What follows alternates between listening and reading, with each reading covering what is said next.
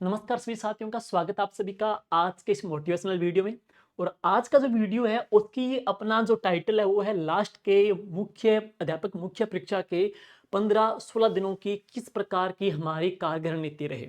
क्योंकि आप लोग रेसर हो सकते हैं तो आपके सामने एक ओवर थिंकिंग वजह से एक तनाव आ रहा होगा, एक एग्जाम का प्रेशर भी फील कर रहे होंगे। ऐसे नहीं कि जो बच्चा टॉप आएगा वो भी फील कर रहा है, क्योंकि हम भी इस दौर से गुजरे हैं। तो लास्ट के समय के अंदर इस तनाव को, इस दबाव को किस प्रकार से मैनेज करना है और किस प्रकार से ये अपनी तैयारी के बीच में व्यवधान पैदा या कोई प्रॉब्लम पैदा न करे, हमारी तैयारी एक सतत बनी रहे, तो उस पर हम चर्चा करेंगे। किन चीज़ों को स्किप करना है, किन चीज़ों को और अच्छा बेस्ट करना है, ताकि लास्ट के 15 दिनों की तैयारी अमानी अपनी बहुत ही शानदार तरीके से रहे। और ये साल का अंतिम दिन है 2025। 2025 एक स्वयं का खुद का आत्म मूल्यांकन का दिन है कि 2025 आपकी क्या स्ट्रेटजी रही थी। क्या आपने जो 1 जनवरी 2025 की जो तारीख थी, जो आपने मैसेज खुद जो पिन किया, आपने सोचा कि मुझे 2025 में मेरे प्रतिमान क्या है, मेरे लक्ष्य क्या है, मेरे आयाम क्या है, वो मैंने पाए या नहीं पाए, या कहाँ कमी रही है। एक स्वयं का आत्म मूल्यांकन का दिन है। 2026 किस प्रकार से रहे, जो हमारी कमियां रही है उनको हम दुरुस्त करेंगे, इंप्रूव करेंगे। 2026 के अंदर है अपना जो टारगेट, जो एम है वो पूरा करना है। तो एक स्टूडेंट्स को महज 1-2-3 साल ही मिलते हैं। 1-2-3 साल मिलते हैं, 1-2-3 साल काम कर दिया तो ठीक है, अदरवाइज नई भीड़, नई तादाद आती है जो आपका स्थान लेने के लिए तैयार रहती है। तो इन 1-2 सालों के अंदर आपको आना है और अपना किरदार इस कदर निभाना है, इस कदर आपको अपना गेम दिखाना है कि यहाँ पे गेम बेहतरीन रहे, आप विनर रहे, गेम खत्म करके जाओ और इस प्रकार जाओ कि आपकी तालियां, आपके शोर शराबे की तालियां बजती रहे। तो उसी टारगेट, उसी लक्ष्य को हम देखते हुए आज आपका मुख्य परीक्षा के लिए लास्ट के 15 दिनों की प्रभावी जो रणनीति है वो क्या रहे। बहुत सारे बच्चों के सवाल आए थे मेरे पास, मैंने नोट डाउन भी किए हैं, लिखे हैं ताकि भूले नहीं। वो मेन बच्चों के सवाल जो मुझे पता है हर साल भी आते हैं, सेकंड ग्रेड में भी आए थे, थर्ड ग्रेड में, तमाम परीक्षा के अंदर जो स्ट्रेस फील करते हो वो हम बखूबी समझते हैं, वो किस प्रकार से है और उसको मैनेज किस प्रकार से करना है मैं बात करूंगा। 15 मिनट आप वीडियो सुन लीजिएगा। हो सकता है को 2 बातें आपके कान में पड़ गई, 2 बातें भी काम में आ गई, तो मैं मानूंगा कि मेरा बताया गया है वो कारगर प्रभावी रणनीति काम कर गई है। तो चलिए शुरू करते हैं। और मेरी ओर से आप सभी को ढेर सारी शुभकामनाएं। ईश्वर आपके घर के अंदर 2026 के अंदर राजकीय सेवा का एक सुनहरा मौका दे, माता पिता की उम्मीदों को हम कह सकते हैं एक उजाला दे, अरमान दे, और आप अपने परिवार के राजकीय सेवा में चयनित होकर के सपनों से एक प्राउड फील कराओ। तो करिए, करते हैं शुरू आज का अपना ये सेशन। तो अंतिम 15 दिनों के जो मेन बच्चों की बात करेंगे, जो क्वेश्चन थे, जैसे मैं सभी प्रश्न को लेकर के आया हूँ, सभी के क्वेश्चन आपके मानूंगा या आप खुद ही फील कर रहे हो। जैसे बात करेंगे कॉन्फिडेंस नहीं आ रहा। देखो, कॉन्फिडेंस नहीं आ रहा है, इसके पीछे कई रीजन है।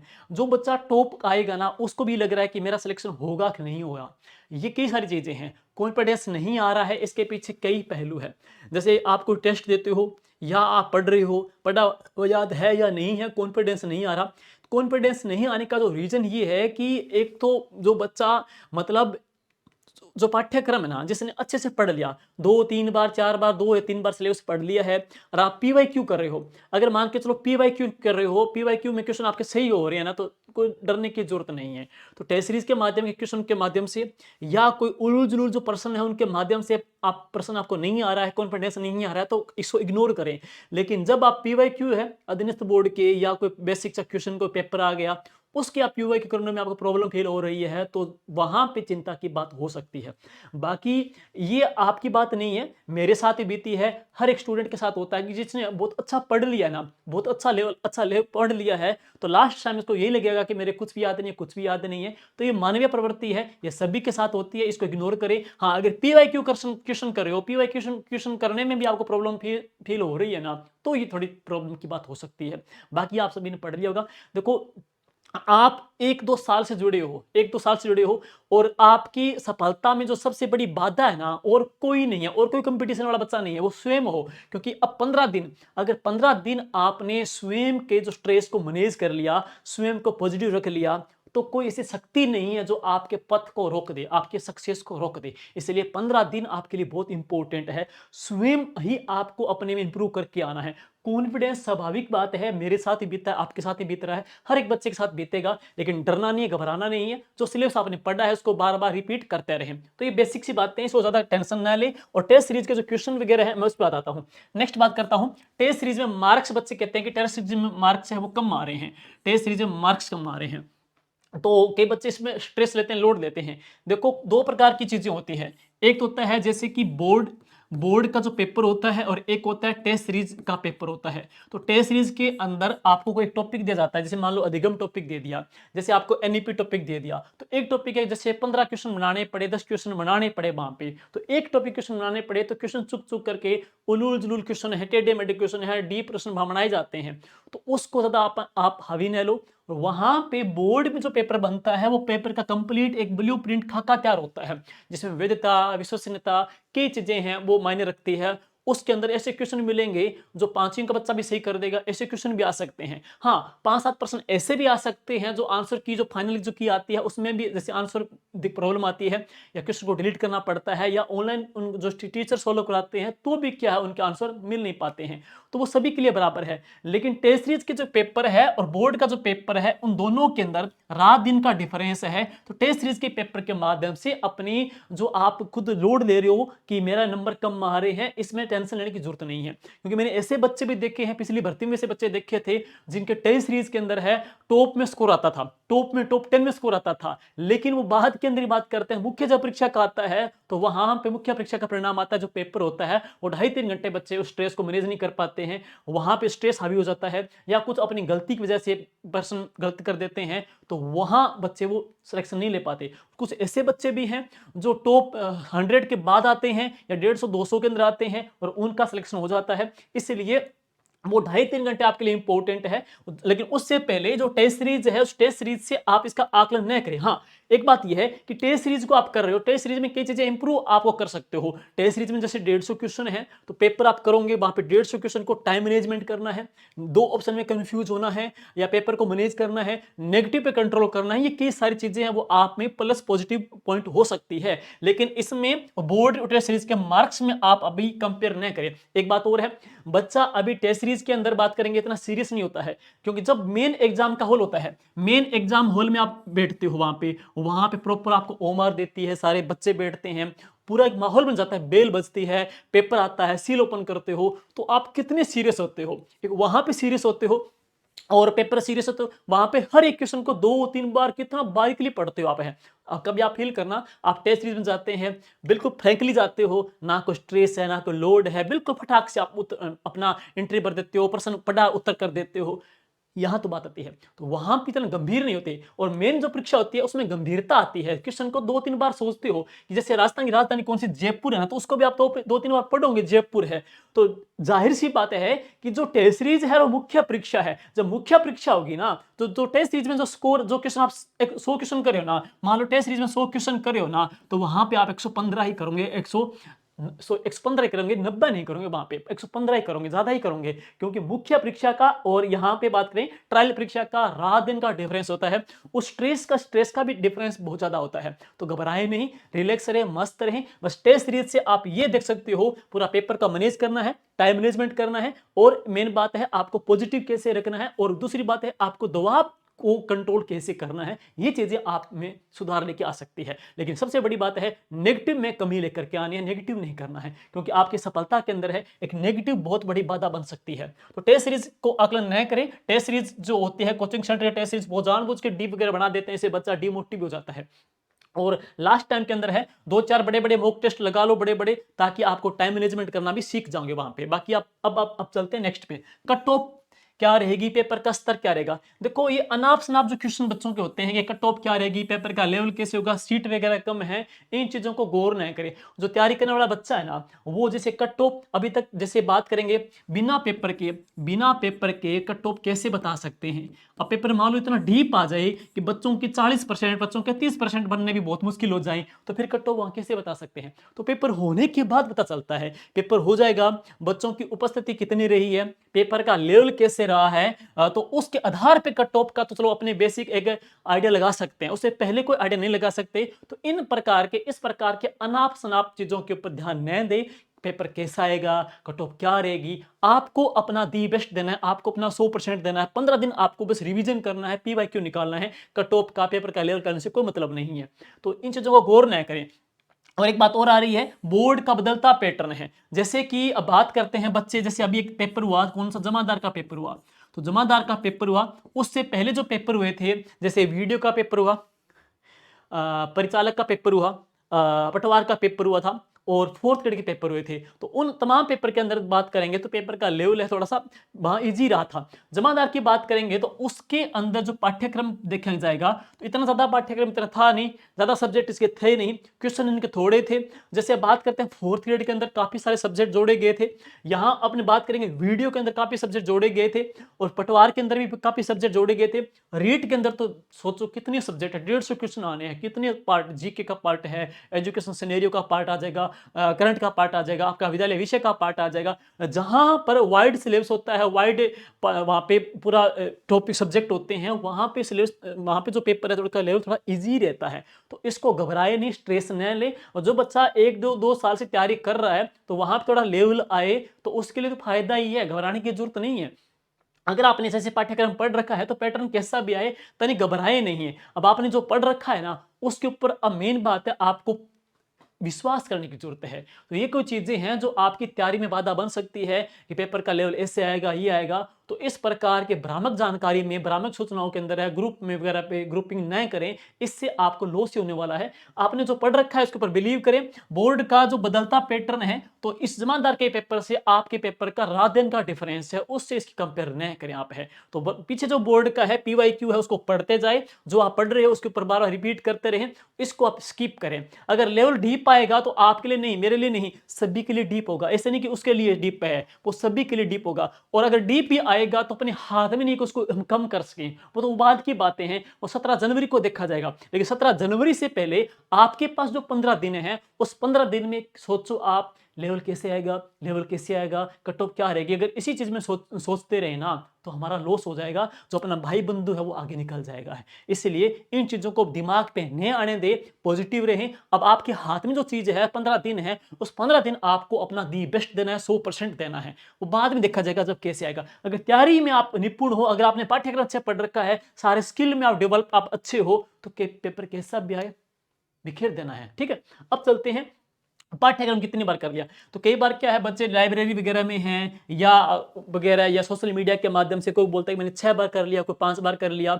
अपने को पता है कि पाठ्यक्रम काफी डीप होता है, पाठ्यक्रम काफी लंबा चौड़ा पाठ्यक्रम है, और लंबे पाठ्यक्रम को इतना ज्यादा बार तो कंप्लीट हो नहीं पाता। दूसरी बात है, अगर आप 5 बार भी कर लेंगे ना, 5 बार भी पाठ्यक्रम को कर लेंगे तो उसको यूं ही लगेगा कि पाठ्यक्रम हुआ नहीं है। ये मेरे साथ भी है, हर एक उसके साथ है जिसने एग्जाम फेस किया है, सक्सेस हुआ है, उसके साथ यही बीतेगा। सब कितनी बार पाठ्यक्रम कर ले उसमें कॉन्फिडेंस है वो आता नहीं है, ये स्वाभाविक सी बात है। इसलिए लोगों की इन बातों पे ध्यान न दे कि उसने 5 बार कर लिया, उनके साथ आपकी तुलना तो माइंड में करे ही नहीं कि उसने इतना कर लिया है, मेरा पाठ्यक्रम इतना ही हुआ है। इन चीजों में रहोगे तो इसका मतलब है कि अपने बहुत पीछे हैं। ये स्वयं चीजें हैं जो आपकी तैयारी को खराब करने वाली है। तो पाठ्यक्रम चाहे 2 बार किया हो, चाहे 5 बार किया हो, चाहे 7 बार किया हो, कॉन्फिडेंस तो आता नहीं है, स्वाभाविक सी बात है। उसको लगेगा कि यही नहीं है। जो बच्चा टॉप आएगा ना उसको भी यही फील होगा कि मेरे पाठ्यक्रम हुआ नहीं है, मैंने पढ़ा है तो पढ़ा मेरे याद नहीं है। ये स्वाभाविक सी बातें हैं, इन चीजों को गौर करना बेमतलब की बातें हैं, तो इनको ध्यान न दे।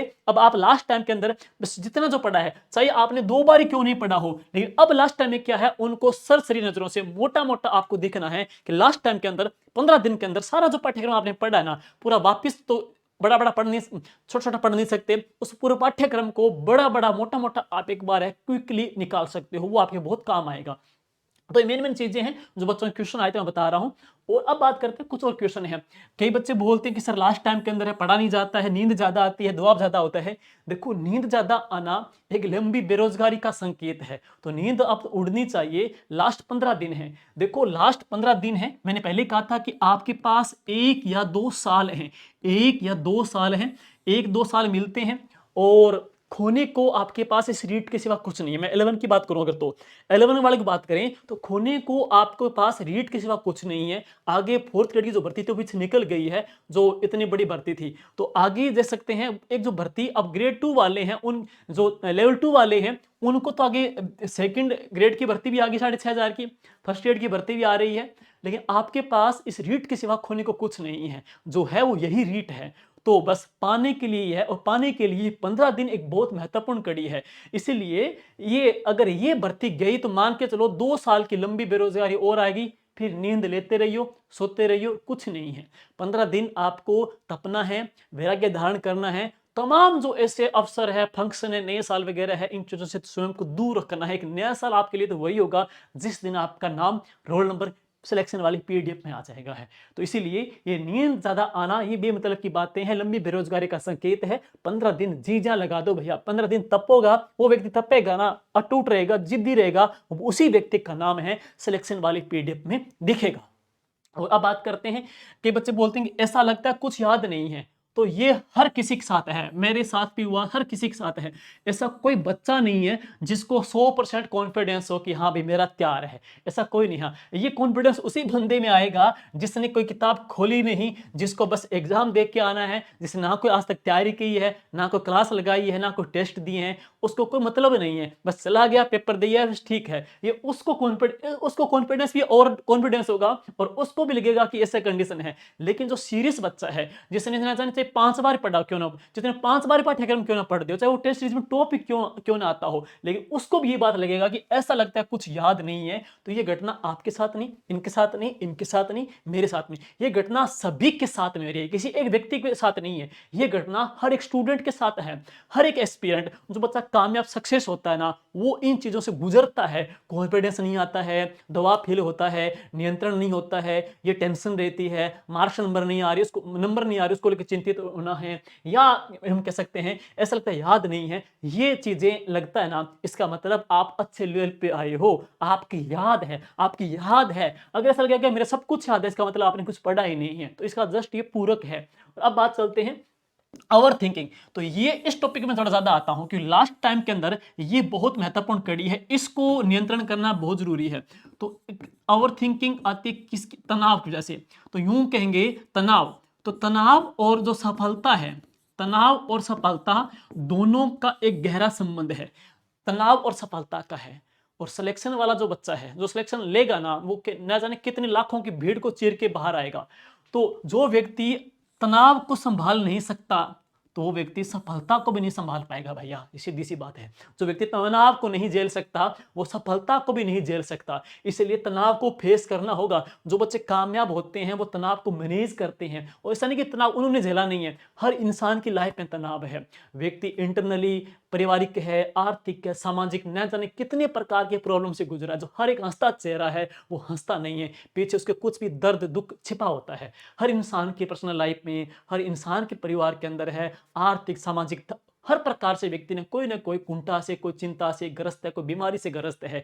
लेकिन इसको अपने ऊपर हावी मत होने दो, तनाव को मैनेज करना सीखना है। जिसने तनाव को मैनेज करना सीख गया, वो व्यक्ति इंटरनली, दिल से, माइंड से मजबूत होगा। वो तनाव को झेल गया, वो सफलता को भी झेल देगा। इसलिए बहुत जरूरी है, चाहे कितना भी तनाव क्यों ना हो, 15 दिन आपको पॉजिटिव रहना है। सोचो कल को असफल हो गए तो उन लोगों को क्या जवाब दोगे। इसलिए 15 दिन इस कदर मेहनत करनी है कि उन तमाम लोगों को जवाब देना है, और वो जवाब इस कदर देना है कि पूरी गांव के अंदर है, पूरे पड़ोस के अंदर, पूरे घर के अंदर जब डीजे बजेगा तो लोगों को भी सुकून मिलेगा कि हाँ भाई बंदे ने मेहनत की है। तो मेहनत आपको दिखानी है। तो तनाव, मैं पहले कह रहा हूं कि तनाव सफलता एक दूसरे के पूरक है। जो तनाव को झेल गया वो सफलता को झेल जाएगा, जो तनाव में ढल गया ना वो सफलता में भी ढल जाएगा, वहां भी उसको पा नहीं पाएगा। इसलिए जरूरी है स्वयं को तनाव से मजबूत बनाना है। तनाव आने दो, कोई दिक्कत नहीं, 15 दिन तक झेल लो इसको, बस खतरनाक तरीके से है।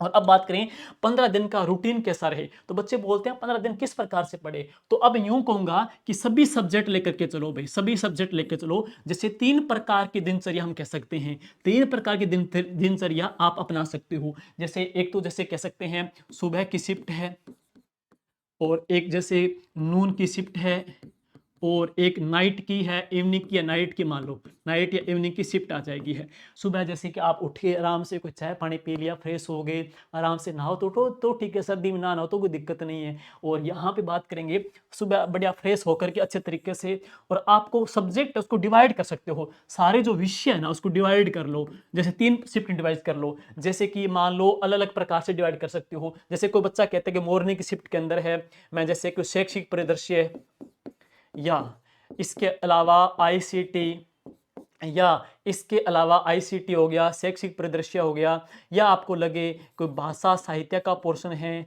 या इसके अलावा करंट का जो पोर्शन है, मैं इनको पहले ले लेता हूं। कई बच्चों का होता है कि जैसे मैं शैक्षिक परिदृश्य है, भाषा, करंट, आईसीटी, या जो इको के पोर्शन है, जो डेटा वाला टॉपिक है, मॉर्निंग के टाइम माइंड थोड़ा फ्रेश होता है तो डेटा को याद रखता है, शाम को आते आते क्या दिमाग थक जाता है तो कई चीजें हैं डेटा वगैरह याद नहीं रहते, तो मॉर्निंग के टाइम डिवाइड कर लो कि मैं ये सब्जेक्ट पहले साथ लेकर चलूं, शैक्षिक परिदृश्य मोटा मोटा निकाल दिया, आईसीटी मोटा मोटा निकाल दिया, ऐसा नहीं कि लेके बैठ गए यहाँ पे। इकोनॉमिक्स, इको के जो डेटा है आपके बजट अर्थव्यवस्था के जो भी है राजस्थान के या एसएसटी वालों के है, बड़ा बड़ा निकाल दिया। भाषा साहित्य में डिवाइड कर लो कि आधुनिक है, आपका है एनिशियंट का आ जाए, मध्यकाल का आ जाए। भाषा साहित्य के अगर थ्योरी ना पढ़ो कोई दिक्कत नहीं, थ्योरी निकालनी जरूर है। आपको क्या करना है, भाषा जो साहित्य है ना तो उसको क्या है पीवाई क्यों निकाल दो, उसके पीछे की पीवाई क्यों निकाल दो, नवीनतम जो पुरस्कार किसको मिले वो देख लो, बड़ा बड़ा देख लो। और मेन बात है लास्ट टाइम के अंदर करंट जरूर देखो भाई, वो करंट में डर रहता है बच्चों के, तो करंट के अंदर जैसे कुछ ऐसे क्वेश्चन है जो ऊपर दिख रहे हैं कि ये आने वाले हैं, जैसे प्रवासी राजस्थानी दिवस आएगा आपको दिख रहा है यहाँ पे है। इसके अलावा राजस्थान के खेल के जो खिलाड़ी टॉपिक है आना है, सरकार की योजनाओं से प्रश्न आने ही आने हैं, या को सरकार की जो महत्वपूर्ण घटनाएं जो कह सकते हैं आनी आनी है, न्यूनतम जो अभियान है, जो पार्क है, पर्यटन वगैरह है आने आने हैं। तो लास्ट का जो 5-6 महीने का, तो अंतिम के जो 6 महीने का जो करंट है वो तो आपके कंठस्थ होना ही चाहिए। करंट वैसे देखा जाए तो सभी टीचर्स अच्छा करवा रहे हैं, आपने जिस भी टीचर से पढ़ा उन्हें पढ़ लिया ठीक है। हालांकि अब मैं भी क्या कर रहा हूं, आपने देखा होगा कि हम जैसे 50 पेज का 5 पेज में मैटर तैयार कर रहा हूं, तो आपको पता है कि 50 पेज का 5 पेज मैटर तैयार हो रहा है, तो आपके 3-4 मिनट लगेगी 2x स्पीड में, तो आप चाय पीते पीते वो देख लिया करो, उससे आपके भी बड़े बड़े करंट के अभियान, सम्मेलन, गांव या पोर्टल वगैरह जो भी चीजें हैं, व्यक्तित्व पार्क वगैरह वो सारे कवर हो जाएंगे, वहां पे भी करवा रहे हैं, उम्मीद है वहां से प्रश्न पड़ जाएगा है। तो मॉर्निंग शिफ्ट को इसको डिवाइड कर लो। अब बस ये बात आती है आफ्टरनून की, बात आती है तो आफ्टरनून आपका जो जीके का पोर्शन है उसको ले सकते हो, ज्योग्राफी है, हिस्ट्री है, कल्चर है, पॉलिटी है, क्योंकि सारा बच्चा का एक कंफर्ट जोन रहता है, क्योंकि जीके बच्चा कंफर्ट जोन फील करता है। और ये जो सब्जेक्ट है ना, मैं यूं कहूंगा ये सब्जेक्ट आपको मेरिट लीडिंग वाले हैं, नंबर लीडिंग दिलाने वाले हैं, यहाँ पे क्या आपको नंबर लीड मिलेगी, क्योंकि जो कोई बच्चा क्यों ना हो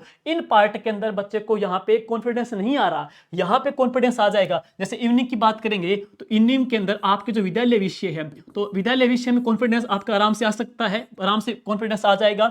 जीके में कॉन्फिडेंस आ जाएगा, हर बच्चे का जीके अच्छा है मेरे ख्याल से, कोई दिक्कत नहीं है, इतनी ज्यादा डीप नहीं आएगा, वो सेम जीके रहेगा। लेकिन जो बात करेंगे कॉन्फिडेंस जो तोड़ रहा है, जहां पे आपको हेजिटेशन हो रही है कि मेरे नंबर बढ़ेंगे नहीं बढ़ेंगे, तो इस पार्ट को है, और यही पार्ट आपको 2 कदम से भी बच्चों से आगे रखने वाला है। तो इस प्रकार शिफ्टिंग कर लो, ये नहीं कि आप इसको करो, इसको शाम को कर सकते हो, ये भी कर सकते हो, मैं तो मोटा मोटा बता रहा हूं, आपका माइंड जिस प्रकार से सूटेबल हो, जहां आपको अच्छा लगे उसको आप एडजस्ट कर लो, कि ये पार्ट ले लिया, जीके का पार्ट ले लिया, विद्यालय विषय का और टीचिंग मेथड का पार्ट ले लिया, इनको एक साथ लेकर के पैरेलल लेके चल रहे हैं दो। आप यहाँ पे 15 दिन तक इन चीजों को ज्यादा फोकस रखें, ये शेड्यूल रखेंगे तो प्रॉब्लम नहीं आएगी, क्योंकि अब समय है ऐसा कि आप एक सब्जेक्ट को लेके पकड़ के पूरा दिन नहीं निकाल सकते, एक बड़ा बड़ा बड़ा बड़ा मोटा मोटा सारे सब्जेक्ट आपकी आंखों के आगे से निकल जाएं। और यहां पे बात करते हैं कौन सी चीजें करनी है, कौन सी चीजें नहीं करनी है, कौन सी चीजें करनी है, कौन सी नहीं करनी है, कुछ बच्चों की यहाँ पे इसके बारे में बात करेंगे। तो बच्चे पूछ रहे थे, तो जरा सुनिएगा, लास्ट समय के अंदर देखो क्या करें, तो अब मेरिट क्या रहेगी, पेपर का लेवल कैसे आएगा, कट ऑफ क्या रहेगी, नंबर कितने बनेंगे, इन चीजों का तो कोई मतलब नहीं है। अपने हाथ में क्या है, क्या करना है, अपना अपने को 100% देना है। लास्ट के 15 दिन तक अपना शेड्यूल इस प्रकार से रहे कि सारा रिवीजन हो जाए, सारे पीवाईक्यू निकल जाए, सारा जो मोटा मोटा पाठ्यक्रम आप निकाल दो। आपको अपना 100% 100% देना है, 100% देना है, ताकि आपको लगे कि कल को पेपर दोगे तो क्वेश्चन मिलेंगे आपको, तो आपको पढ़े आपके फेमिलियर, मतलब आपने इतनी बार पढ़ दिया कि जो आंसर है, जो क्वेश्चन है, जो लाइन है वो आपकी परिचित हो गई, तो सीधा सा आंसर वहां पे आ जाएगा।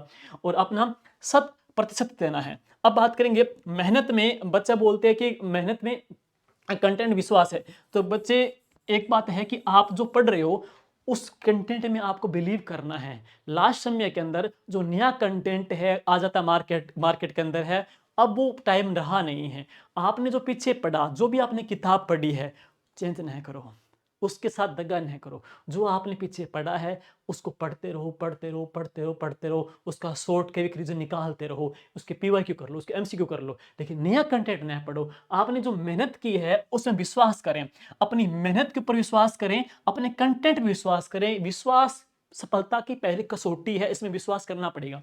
नेक्स्ट बात आते हैं रिवीजन। तो समय जो बच्चे सिलेक्शन लेते हैं ना, उनकी दो चीजें उनके पास होती है, दो चीजें। वो क्या, एक तो क्या होता है कि उनका उन्होंने 100% दिया तो उनमें अपने आप में कॉन्फिडेंस तो है। दूसरी चीज क्या है कि दूसरी चीज ये है कि वो अंतिम समय में उनका रिवीजन बार बार होता है। तो रिवीजन सफलता की मेन बड़ी धुरी है। जो भी पढ़ा है रिवीजन होना चाहिए। बाकी चीजें छोड़ सकते हो लेकिन रिवीजन नहीं छोड़ना भैया, रिवीजन नहीं छोड़ना। रिवीजन बार बार बार बार करना है, पीवाईक्यू बार बार करने हैं। अब अंतिम समय है, जो बच्चे बोलते हैं कॉन्फिडेंस नहीं आता, कॉन्फिडेंस कैसे आएगा? आप पीवाईक्यू पे ध्यान दो। जब पीवाईक्यू करोगे, जैसे कोई क्रांति का प्रश्न आ गया, पीवाईक्यू देख लो कैसे प्रश्न आ रहे हैं, पीवाईक्यू करोगे, आपको प्रश्न आ रहा है तो कॉन्फिडेंस आ जाएगा। और आपको दबाव या तनाव आ रहा है, एंजाइटी फील हो रही है, तो क्यों हो रही है? दिमाग आपका एक्स्ट्रा काम कर रहा है। तो आप माइंड को रिप्लेस करो, यहाँ पे पीवाईक्यू करो, बार बार रिवीजन करो, एक्स्ट्रा ओवर थिंकिंग आपके माइंड में भी नहीं आएगी। और अब बात करेंगे, आपने इससे पहले जो भी टेस्ट दिए हैं, इससे पहले आपने ना जाने कितनी टेस्ट रिजोन कर रखी है, जो भी टेस्ट दिए हैं, जो टेस्ट के अंदर आपके नंबर कहाँ पे कम आए थे, कौन से पार्ट में प्रॉब्लम आई थी, कौन से क्वेश्चन में दिक्कत आई, आपने वो शायद पेज के ऊपर लिखे भी होंगे, नोट डाउन मेंशन भी किया होगा। तो अब समय क्या है, जो भी आपने टेस्ट दिए थे ना, उन टेस्ट का एनालिसिस करना है। उन टेस्ट में प्रॉब्लम कहाँ पे आए थे उनको एक बड़ा बड़ा निकाल दो, ताकि जो कमियां थी ना, जहां पे आपके नंबर डिडक्ट हुए थे, वो अब गलती आगे न हो। तो अपना जो टेस्ट दिए गए थे उन टेस्ट का आपका विश्लेषण भी होना बहुत जरूरी है। और अब बात है मॉक टेस्ट। तो अब लास्ट समय के अंदर अगर मान लो क्वेश्चन में अभिकथन कारण वाले प्रश्न आ जाए, मान लो 50 क्वेश्चन ऐसे आ जाएंगे, तो सिंपल सी बात है, टाइम बहुत खोटी हो जाएगा, आपका टाइम बहुत लगेगा।